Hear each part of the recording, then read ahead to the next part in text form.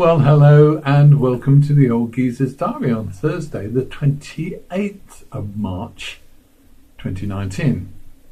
We are once again in a Brexit muddle. Yesterday, our wonderful MPs had their indicative votes, and what it really indicated was that the House of Commons overall can't find a way forward. They were quite keen, but still voted down on 2 or 3 proposals, and some of the others were just in the ditch. To be honest with you, my personal opinion, it's very personal, as all of these things I think probably are, my personal opinion is we would be better off if someone put up a red flag and said stop. Because what I'd like to see happen is the EU, Donald Tusk, are you there? The EU actually holding a red flag up and saying stop, take another year, make your mind up, work out a proper way of doing this so that it works for you, or forget it.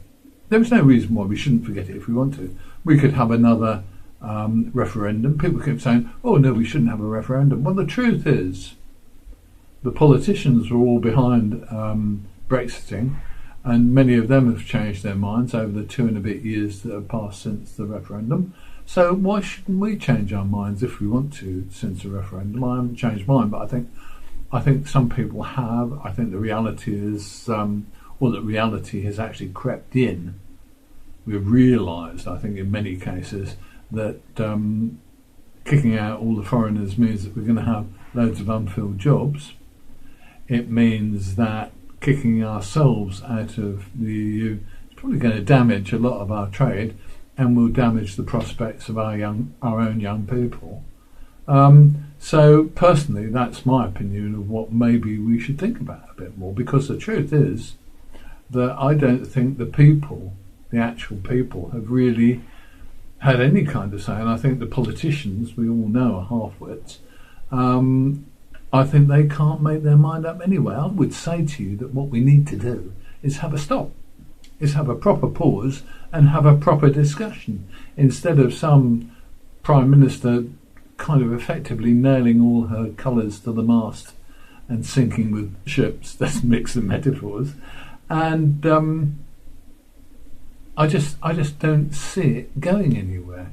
What's likely to happen, it seems to me, is that the whole thing is going to turn into a fiasco where this poor woman, stupid poor woman, I think Mrs May, is constantly trying to make Brexit work. Many politicians are against that. What I think we need to do is to stop it, think about it, and come up with a better plan. Come up with a plan that actually works for everyone, that doesn't harm the EEC but equally doesn't harm us. And come up with a deal that we can make work and they can make work. And let's see what happens. Let's try and get the politicians involved in actually making things work. Not arguing with each other all the time, you know that one, but actually making things work and getting a united kind of viewpoint from the whole of the UK population that would suit us. Perhaps many people don't like Brexit, I'm sure that's true. Many people like Brexit, I'm sure that's true.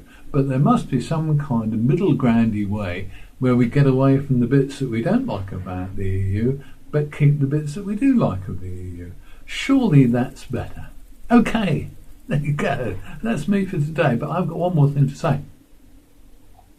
And that was yesterday. I had a comment from a good bloke who I rate, a chap I know who's a financial advisor, very good, Pete Hurd. Peter, thank you for putting that note on. I think it was on one of the copies of yesterday's blog. And I take the point. I think young people have been screwed over. The main reason is because not enough of them vote, and a lot of older people like me vote, and therefore we tend to get a bit more, stuff is skewed a bit more our direction. I think that's true. But I think the only way to encourage younger people to vote is to educate them, and to maybe educate us all about how politics work.